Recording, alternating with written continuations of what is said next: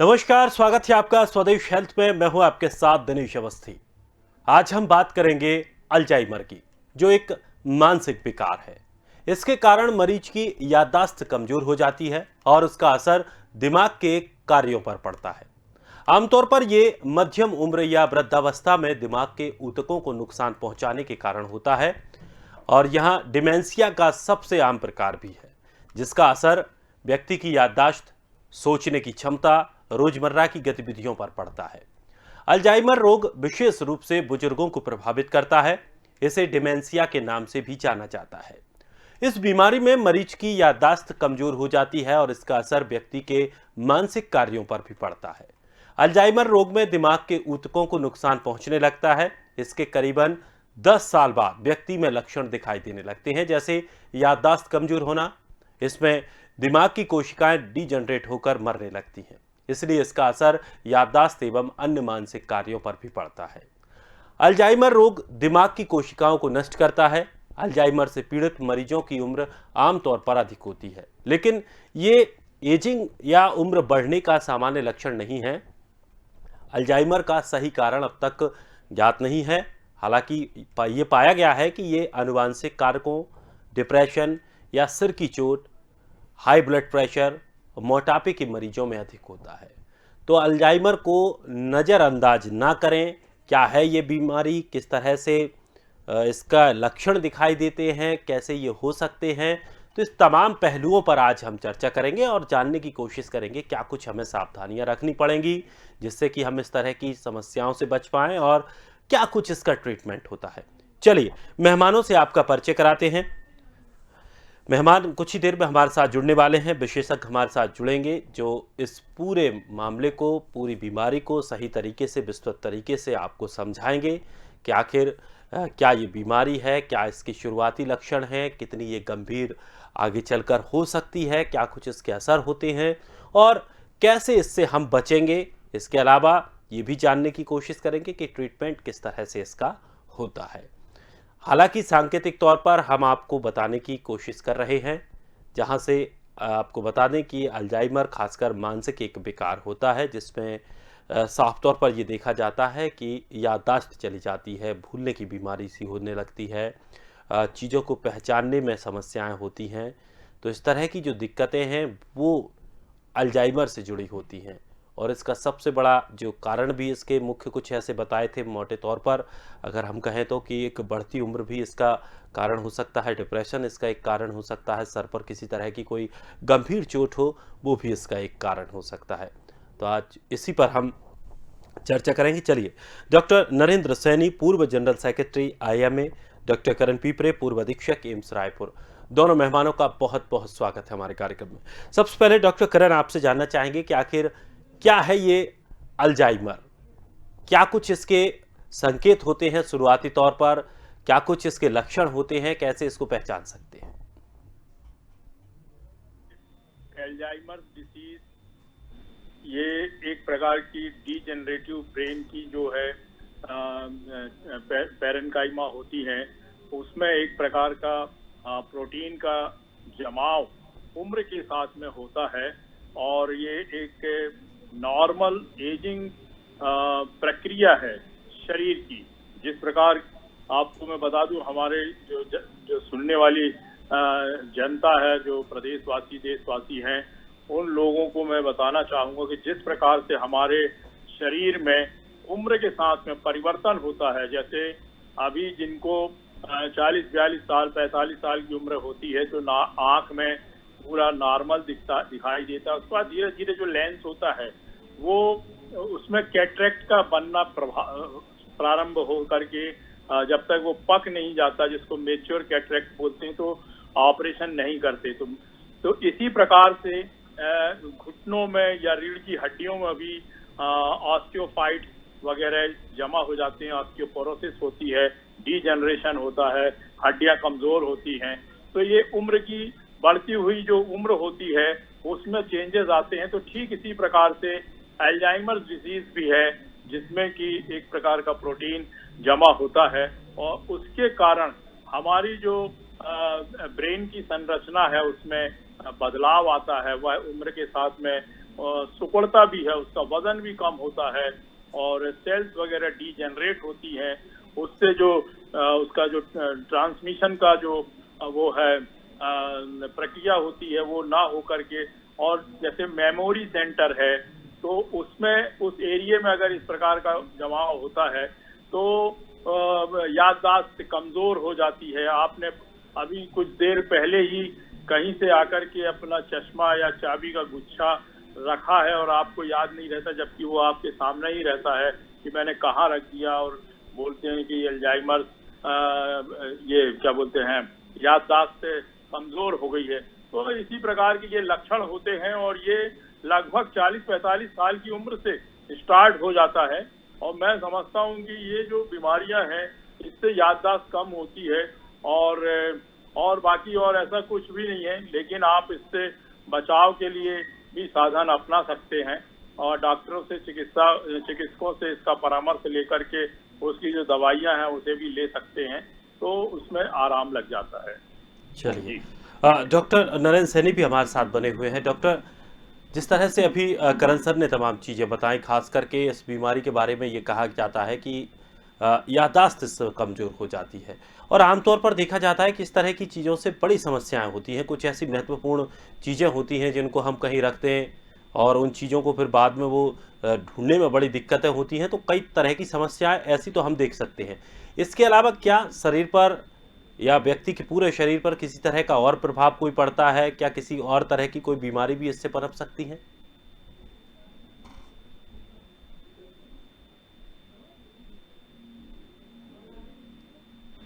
Doctor Narendra sir, आप तक आवाज पहुंच रही है मेरी? चलिए, लगता है अभी जुड़ नहीं पाए हैं या किसी तकनीकी खराबी की वजह से संपर्क नहीं हो पा रहा है। मैं टीम से कहूंगा कि एक बार फिर से डॉक्टर नरेंद्र सैनी को हमारे साथ जोड़ें। डॉक्टर करण हमारे साथ लगातार बने हुए हैं। अ, जिस तरह से जो आपने बताया कि खास करके इसका मानसिक संतुलन थोड़ा सा गड़बड़ा जाता है, यानी कि थोड़ी सी याददाश्त इससे कमजोर हो जाती है, क्या इसके अलावा कुछ और ऐसे प्रभाव शरीर पर पड़ते हैं जिससे इस बीमारी को हम और थोड़ा सा समझ पाएं? बहुत अच्छी चर्चा है ये, और मैं समझता हूँ कि लोगों को उसका जानकारी होना, जागरूक होना इसके प्रति बहुत लाजमी है। ये उम्र के साथ बढ़ती हुई एक डिजेनरेटिव डिसीज है और इसकी स्टेजेस होती हैं। जैसे पहली स्टेज में हल्का सा वीकनेस भी आती है और फिर उसके बाद में दूसरी स्टेज होती है जो 2-4-5 साल के बाद आती है। इसमें झुकाव होता है शरीर का, कमर का, और जैसे जैसे उम्र बढ़ती है याददाश्त में मतलब जिसको बोलते हैं भूलना, या जैसे 60 के आसपास गए तो लोग कहते हैं 60 साल की उम्र हो गई है तो भूलने की बीमारी जैसे हो जाती है। और उम्र के साथ में दूसरी और चीजें होती हैं शरीर में, हार्ट है, ब्लड प्रेशर है, डायबिटीज है, तो उससे भी शरीर कमजोर होता है। तो शरीर की कमजोरी बढ़ती है और इसमें किसी प्रकार से कोई लोगों को वो करने की जरूरत नहीं है। ये तो उम्र जैसा कि नॉर्मल एज होती है पुरुषों की 65 to 67 ईयर्स, तो मैं समझता हूँ कि इसी प्रकार से ये जो बीमारियां होती हैं उसी उम्र के आसपास होती हैं। तो इसमें किसी प्रकार से लोगों को मैं बता दूं आपको कि ये प्रोग्रेसिव, मतलब जैसे मैं बार बार बोल रहा हूँ, मेरे को याद आता है इसलिए मैं बार बार बोल रहा हूँ कि इसमें ब्रेन श्रिंक हो जाता है, एट्रोफी हो जाती है। उसका इतना काम हो जाता है 50-60 साल में ब्रेन का कि वो उसकी जो उम्र होती है वो उसके कारण उसमें छोटा होने लगता है। ब्रेन की सेल्स धीरे धीरे करके कम होती जाती हैं, खत्म होती जाती हैं, और हम लोगों की जो लैंग्वेज है उसमें ये इस बीमारी को, अल्जाइमर को, इसी प्रकार से डिफाइन करते हैं, इसी प्रकार से डॉक्टरों को पढ़ाते हैं हम लोग बच्चों को कि ये this is a progressive neurological disorder. इसमें ब्रेन श्रिंक होता है ग्रेजुअली, कम होता है उसका आकार, प्रकार, वजन, और ब्रेन की कुछ सेल्स जो होती हैं वो खत्म होने लगती हैं।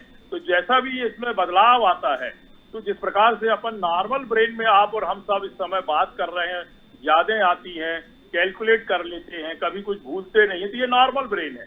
यदि उम्र के साथ में किसी बुजुर्ग आदमी से अगर आप, भले ही वो साइंटिस्ट हो, हमारे टीचर भी जो अभी मिलते हैं बुजुर्ग हो गए हैं, अच्छा आप हमारे स्टूडेंट थे, मतलब वीकनेस आ जाती है हर प्रकार से उम्र के कारण। जबकि वही शरीर, वही ब्रेन, बड़े बड़े कैलकुलेशन करते थे, मैथमेटिक्स बताते थे, साइंस पढ़ाते थे। तो एक ये कंटिन्यूअस लगातार भूलने की और धीरे धीरे उसको और डीप जाने की, यानी डेक्लाइन होती है याददाश्त, कम होती है थिंकिंग जिसको बोलते हैं। बिहेवियरल डिसऑर्डर भी उतना एक्टिव नहीं रहता जो जवानी में रहता है। बुढ़ापे में इस प्रकार का बिहेवियर वीक हो जाता है, भूलने लगते हैं, पास में खड़े हुए व्यक्ति को नहीं पहचान पाते हैं, सोशल स्किल्स वगैरह जो होता है वो कम हो जाता है, और जो पर्सन होता है, जो पर्सनालिटी होती है उस व्यक्ति की, वो कमजोर हो जाती है। इसीलिए तो पूरे विश्व में रिटायरमेंट की जो एज है वो 60 है। और कभी कभी मतलब ये भी चिकित्सकों का अगर फिटनेस अच्छी है तो उनकी 65 है। बाकी उसके बाद से तो लोग भूलने लगते हैं ना, याददाश्त कम होने लगती है, डायबिटीज होती है, कोरोनरी आर्टरी डिसीज होती है, ब्रेन में एल्जाइमर्स डिसीज होती है, जो प्रोग्रेसिव न्यूरोलॉजिकल डिसऑर्डर है।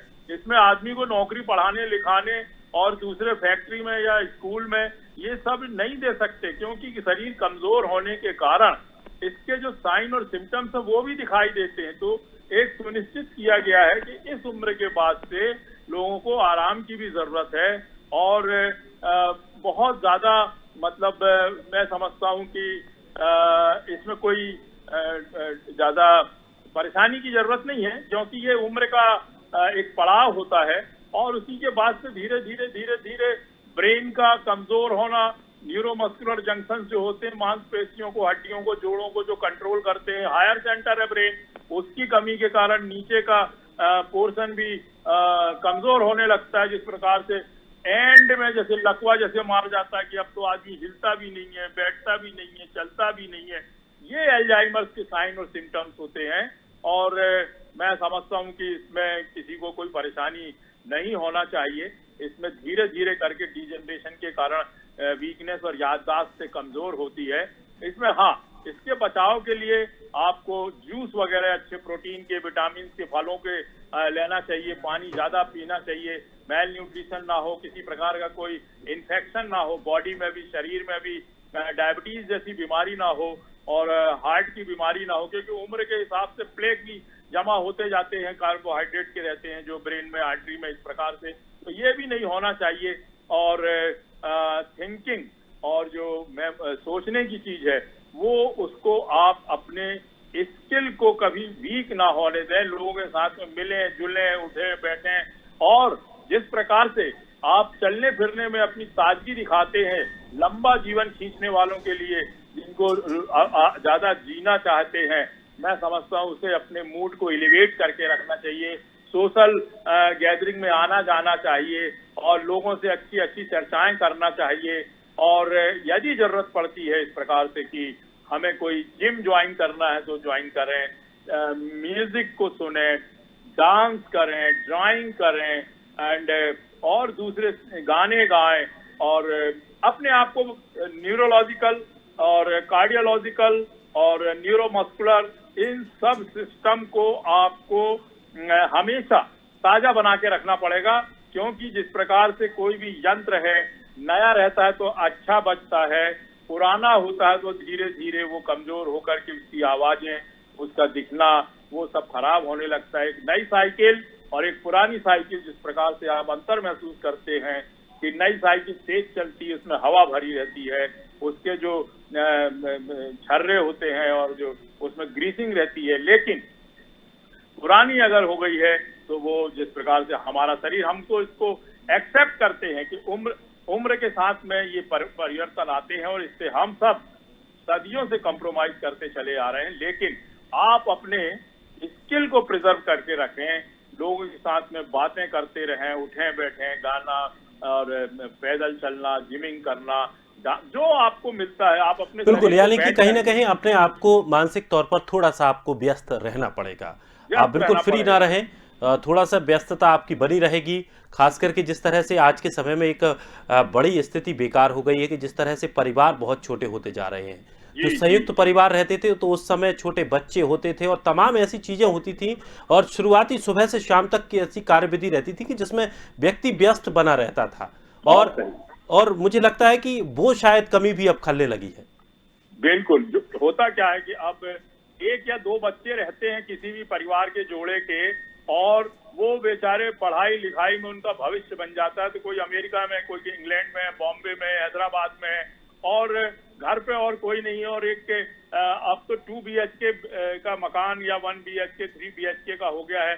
तो दूसरे परिवार के दूसरे सदस्य उसमें एकोमोडेट नहीं हो पाते, और वो मानसिकता भी बनते चली जा रही है कुछ अकेला रहने की या दूर रहने की, जॉब के कारण, नौकरी के कारण, और बच्चे भी दूर चले जाते हैं। तो जो बुजुर्ग रहते हैं वो अकेले सोचते रहते हैं। पति पत्नी है तब तो ठीक है, बुजुर्ग हैं तो एक दूसरे से बात करके समय निकाल लेते हैं, या किसी गांव में है तब तो ठीक है कि मोहल्ले पड़ोस वाले भी, बुजुर्ग लोग भी आ जाते हैं। मैंने देखा है, शहरों में देखा है, मैंने बॉम्बे में देखा है, जयपुर में, रायपुर में, सभी वहां पे जो कॉलोनी के बीच में बड़े बड़े गार्डन्स बने हुए हैं वो इन्हीं लोगों के लिए है। और जो बुजुर्ग होते हैं वो बैठ करके एक हंसने की क्लास होती है जिससे ब्लड का सर्कुलेशन सक्रिय होता रहता है, और हाथ पैर चलाने की एक्सरसाइज के लिए उसमें व्यायाम के लिए ओपन जिम बने हुए हैं। ये एल्जाइमर्स को रोकते हैं, उसको डिले करते हैं, और व्यक्ति को सक्रिय बनाए रखते हैं। उसकी स्टेजेस हैं जो भी एक उम्र के कारण होती है। जैसे स्टेज 1 है, इसमें माइल्ड होता है, मतलब जब वो व्यक्ति, मतलब शुरुआत होती है, उसका एक्सपीरियंस होता है कि मेरी याददाश्त में थोड़ा थोड़ा सा कमजोर हो रही है।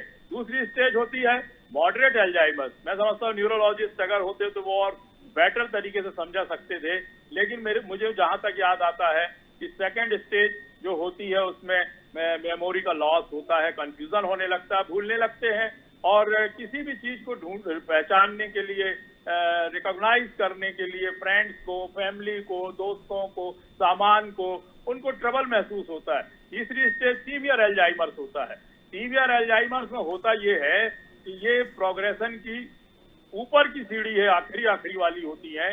इसमें सीवियरली जो ब्रेन होता है उस पर इम्पैक्ट होता है, ब्रेन के टिश्यूज पर, और उसके जो फंक्शंस होते हैं जिनको हम लोग मेडिकल लैंग्वेज में कॉग्निटिव फंक्शंस बोलते हैं, वो डल हो जाते हैं। और जो उम्र वाले बाबा होते हैं, जो मतलब बुजुर्ग होते बिल्कुल, हैं, यानी कि अभी तक जिस तरह से आपने तमाम बातें बताई उसमें एक चीज निकल कर सामने आई कि उम्र के हिसाब से इस बीमारी का असर देखने को मिल सकता है, इस विकार का असर देखने को मिल सकता है। डॉक्टर नरेंद्र सैनी भी हमारे साथ जुड़ गए हैं। डॉक्टर, जिस तरह से उम्र को लेकर इसमें बात कही जा रही है कि जो बढ़ती उम्र की वजह से इस पर प्रभाव पड़ता है, क्या कम उम्र पर भी हम इसे देख सकते हैं? क्या कम उम्र में या छोटी उम्र में भी इस तरह की समस्याएं, अल्जाइमर से संबंधित कोई समस्या हो सकती है? देखिए, अल्जाइमर जो डिजीज है, एक तो उसको सही कहा कि उम्र के हिसाब से है, और दूसरी बीमारी के कारण भी होती है। और बीमारी के कारणों में जो सामने अमूमन देखा गया है कि डायबिटीज, हाइपरटेंशन एंड डिप्रेशन। अब हिंदुस्तान में डायबिटीज जो है पहले समझा जाता था कि सिर्फ ओल्ड एज के लोगों को होती है, अब 50 ईयर्स के लोगों तक ही पहुंचती है। लेकिन ये देखा गया कि हम देखें जिस तरीके से हमारा आचरण हो गया है, अब डायबिटीज हमारे को 30 साल के मनुष्य में, बच्चों में, 30 साल के आदमी में भी डायबिटीज के लक्षण नजर आते हैं। इसी तरीके से हाइपरटेंशन, हमारा लाइफस्टाइल ऐसा हो गया है कि हमारे को हाइपरटेंशन जो 50 साल से उम्र के बाद में नजर आनी चाहिए थी, वो जल्दी नजर आने लगी है। डिप्रेशन, क्योंकि जिस तरीके से हमारा रहन सहन है, डिप्रेशन की जो भी केसेस बढ़ने लगे, ये सारी की सारी चीजें हमारे ब्रेन पे इफेक्ट करती हैं, हमारे ब्रेन सेल्स को इफेक्ट करती हैं। और उसमें से कुछ ब्रेन सेल्स ऐसे भी होते हैं जो हमारी याददाश्त को रखते हैं, कुछ हमारी जो जिस तरह की हम मूवमेंट करते हैं, कोऑर्डिनेशन मूवमेंट उनको करते हैं। अल्जाइमर डिजीज क्या है? अल्जाइमर डिजीज है धीरे धीरे करके आपकी मेमोरी का लॉस होना, उसके साथ साथ लोग चीजों को रिकॉग्नाइज करने में मुश्किल होना, बातचीत करने में मुश्किल होना, फिर धीरे धीरे करके विजुअल लॉस होने लगता है। तो इसकी 3-4 स्टेजेस होती हैं।